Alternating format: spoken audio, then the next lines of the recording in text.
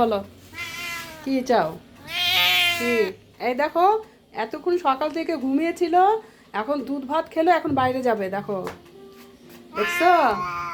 আমি তো বুঝছি সকাল থেকে তুমি ঘুমিয়ে আছো, বাইরে যাওয়ার খালি বাইরে গেলে যে গায়ে কি হয়, পোকা হয়, মুখে গন্ধ করে, হ্যাঁ দেখতে বাজে, তুমি পচা হয়ে যাও। আবার আমার সাথে ঝগড়া করো, চোপা নাড়ো। দেখছো? যাবে না তুমি বাইরে? যাবে না? কিসে এত বাইরে যাওয়া? আবার মুখটা ভার করে বসে থাকো। না, এত বাইরে যাবা না। এখন ঘুমাই থাকো, যাও। শুনো, ঘুমাই থাকো এখানে। হ্যাঁ, যাও ঘুমাই থাকো, ঘুমাই থাকো এখানে, শুয়ে থাকো, বিশ্রাম নাও। বিশ্রাম নাও। সোনাটা, সোনাটা।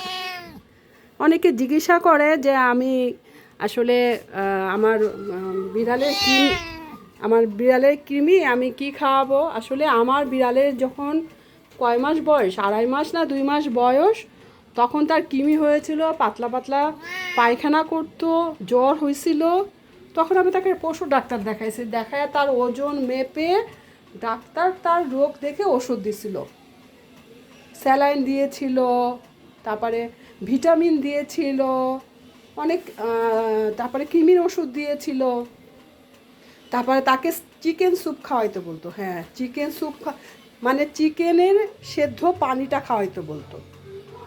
হ্যাঁ, দুধ দিতে মানা করছিল, বলছিল যে 3 বেলা সে খাবে, যখন তার ক্ষুধা লাগবে চিকেন সিদ্ধ পানি দিবেন, আর কোনো কিছু দিবেন না। এই তো এইভাবেই দিয়ে এখন আমি অনেকটা, এখনও পর্যন্ত আল্লাহ দিলে খুব সুস্থ, এত বছর হলো। যে যতগুলো ভ্যাকসিন তাকে দেয়া হয়েছে আমি দিছি, কিন্তু তাকে কাঁচা ফিশ খেতে দেই না, কাঁচা মাংস খেতে দেই না। যখন বিড়াল কাঁচা মাংস খায় তখন কিন্তু ওদের বদহজম হয়, পেটে কৃমিও হয়। কাঁচা কোনো জিনিস ওদের খেতে দেওয়া যাবে না। কাঁচা জিনিস খেলে কিন্তু এর প্রবলেমটা হয়। তা আপনারা আপনাদের বিড়ালের কোনো প্রবলেম হলে ডাক্তার দেখাবেন। ডাক্তার ওজন বয়স দেখে আপনার বিড়ালের দিবে, ওষুধ দিবে। আমি তো আন্দাজে কি ওষুধ বলবো বলেন। তবে আপনাদের জন্য অনেক অনেক শুভেচ্ছা, ভালোবাসা। আপনারা যে কমেন্ট করেন, প্রশ্ন করেন, আমার খুবই ভালো লাগে। আমার চান্তু, চান্তু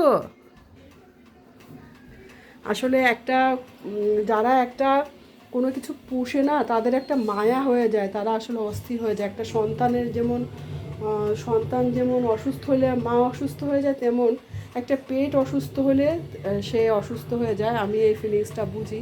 অনেকে আমার অনেক কষ্টে এটা লিখে। আসলে বঙ্গবাজারের পাশে একটা পশু ডাক্তার আছে, ওইখানে আপনারা দেখাইতে পারেন। মহাখালী আছে, তবে আমি বঙ্গবাজারের পাশে যে পশু ডাক্তার, ওইখানে দেখায় আমার চান্টুকে। তা ওইখানে কোনো ভিজিট নেয় না, শুধু ওর পাশে যে ওষুধগুলা, শুধু ওষুধগুলার টাকা নেয়। আপনারা ওইখানে যেতে পারেন, বঙ্গবাজার পশু ডাক্তার বসে ওইখানে।